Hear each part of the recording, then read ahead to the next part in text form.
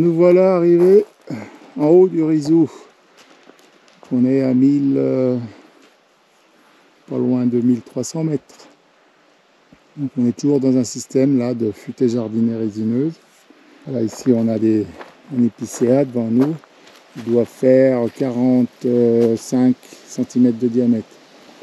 Cet arbre-là, il a au moins, je dis 150 ans.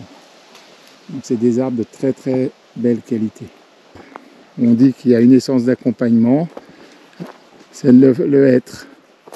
Donc c'est typique de ces massifs forestiers du Rizou, des épicéas et du hêtre qui l'accompagnent. Et qui est même très très dynamique, ce hêtre, qui est un concurrent assez important à l'épicéa. Voilà, là on voit un magnifique bouquet d'épicéas, de jeunes épicéas, avec des saules au milieu.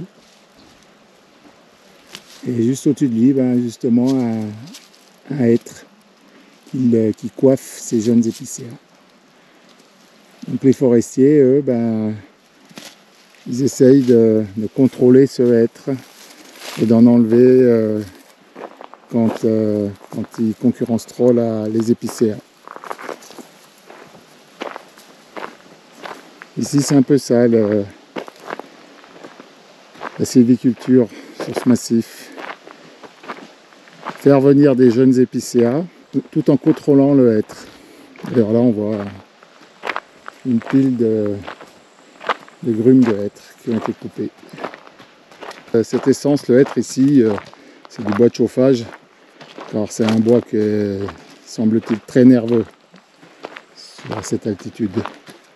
Il pousse trop doucement, donc ça fait du bois nerveux. Les hêtres de plaine sont des bois de qualité, parce qu'ils poussent plus vite.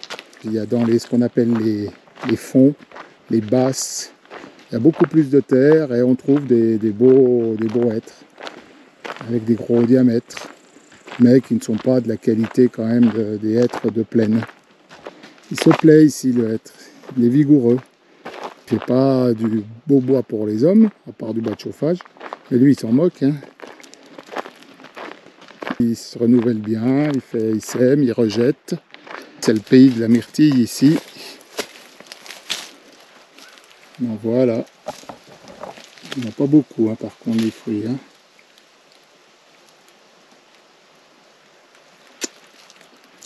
Et la myrtille là, elles sont ramassées, c'est réglementé. On a le droit de ramasser ce qu'on veut et quand on veut. Mais je pense que ça va pas être une bonne année dû au manque d'eau aussi. On est en plein cœur du massif là, la frontière suisse. Voilà un massif résineux immense. Plusieurs milliers d'hectares, je ne sais pas combien ça peut faire, mais entre ce qu'on appelle le Rizou français et le Rizou suisse, c'est très très grand et des épicéas à perte de vue. Voilà typiquement la futaie jardinée dans le Haut-Jura, en altitude vraiment. Voilà, là on voit vraiment l'étagement des épicéas, des petits, des moyens, des à peine plus grands et des très grands. Et tout ça à peu près au même endroit. Donc tout ça, ça prend beaucoup de temps puisque là on est à plus de 1200 mètres. Donc les arbres poussent très doucement, il faut être patient. On apprend la patience dans ces massifs-là. Tout est très long, on prend le temps de faire les choses. Voilà une belle régénération d'épicéas naturelle. Donc on est au bord de la route forestière, donc il y a du soleil et l'épicéa ça lui convient bien là. Il a suffisamment de soleil pour se développer. Les épicéas là sont beaucoup moins hauts et gros que dans le bas du massif. Il y a moins à manger ici, plus des cailloux. Mais comme je disais hier, ils sont très très vieux ces épicéas. Ils poussent de peut-être 1 mm par an. Donc c'est très long pour faire 50 cm de diamètre. Alors là on est dans un massif où il y a un oiseau qui est particulièrement protégé, c'est le grand tétras. Il y a un autre oiseau plus petit, la gélinote aussi.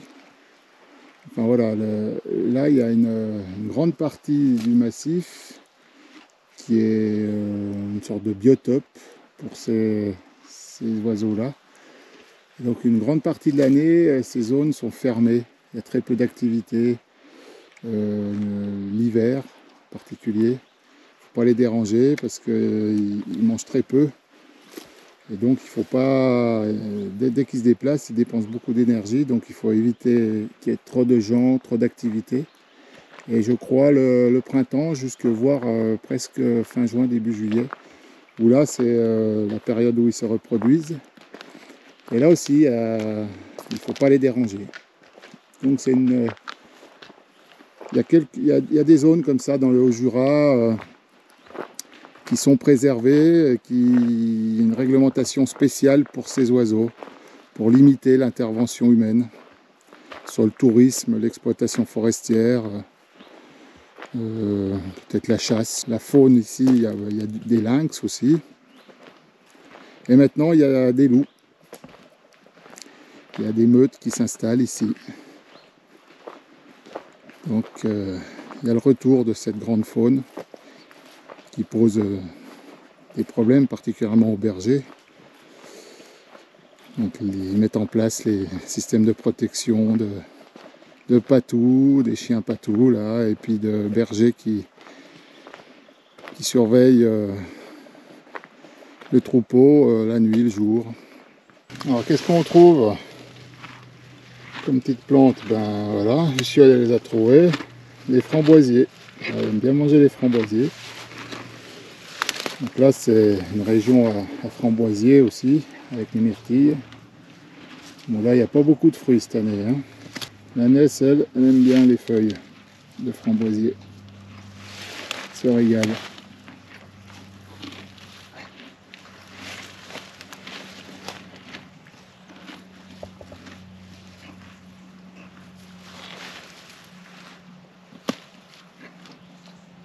Quelque chose de particulier ici en altitude, c'est qu'il y a des épicéas qui ont évolué génétiquement, et du fait des chutes de neige très importantes, certains épicéas ont développé une branchaison très particulière, là, comme celui, on en voit deux l'un à côté de l'autre.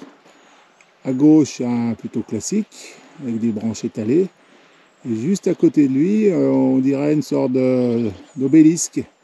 On dit que c'est des épicéas columnaires. Voilà, ils sont modifiés génétiquement pour résister aux chutes de neige et éviter que leurs branches cassent. Alors ça, tout ça, ça prend des milliers d'années, quoi. Mais les arbres évoluent aussi. Donc il faut espérer qu'avec la sécheresse et la canicule qui se répètent, que ces épicéas vont aussi s'adapter. Et des spécimens, des individus vont trouver des ressources génétiques pour résister à ces chaleurs et ces sécheresses et ces manques d'eau. On avance le long de la piste forestière et puis on trouve des grumes d'épicéas sèches. Donc c'est typique des attaques de scolie, l'écorce est décollée. Encore des périssements d'épicéas, toujours par le scolite.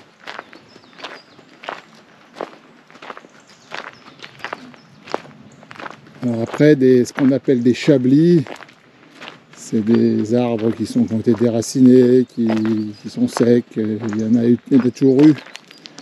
Le travail des forestiers ici, il est très saisonnier. L'hiver, ils font avec la neige, le massif est très peu pénétrable, si ce n'est par les skieurs. Et donc le gros du travail se fait quand la neige fond. Donc les forestiers, à partir de la fin de l'hiver, reviennent en forêt et marquent les coupes. Et ensuite, ils parcourent toute la forêt là, et ils recherchent les les arbres malades, les arbres cassés. Ils les marquent, ils les font exploiter et ils les vendent. Donc tout ça, ça dure tout le printemps, une partie de l'été. Et l'automne, ils reprennent le marquage des coupes jusqu'aux premières neiges. Donc pendant cette saison-là, il y a l'exploitation des arbres, il y a les travaux sylvicoles. Tout est concentré sur la période hors neige. Alors avant, la période enneigée était beaucoup plus longue qu'aujourd'hui. Dans des massifs comme ici, il y avait de la neige très tôt. Et dès novembre, le massif était fermé. Et ça pouvait durer jusqu'au mois de mai, quoi, voire juin dans certaines zones. Aujourd'hui, c'est beaucoup moins le cas. Depuis 20 ans, 15 ans, 10 ans, la période hivernale se réduit, la neige aussi. Donc la période d'intervention en forêt est beaucoup plus longue. On passe devant des sapins qui sont très rares dans ce massif. C'est vraiment l'étage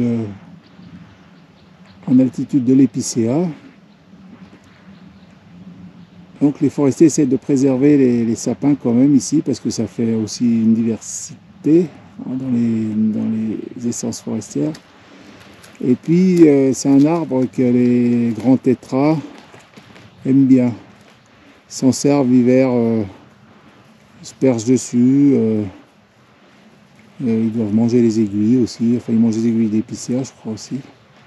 Voilà, enfin c'est une source pour eux de nourriture pour l'hiver, donc c'est important de les garder, entre autres.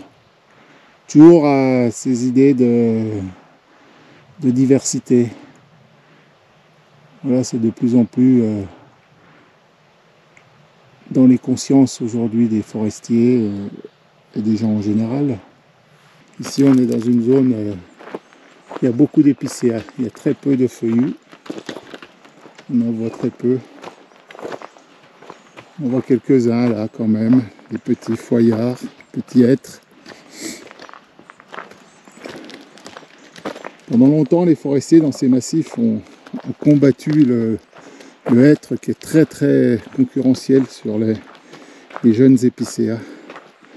Donc c'était un combat continu pour limiter le hêtre, donc ils le faisaient couper quand ils étaient par les bûcherons ou par les ouvriers forestiers quand le hêtre est tout petit.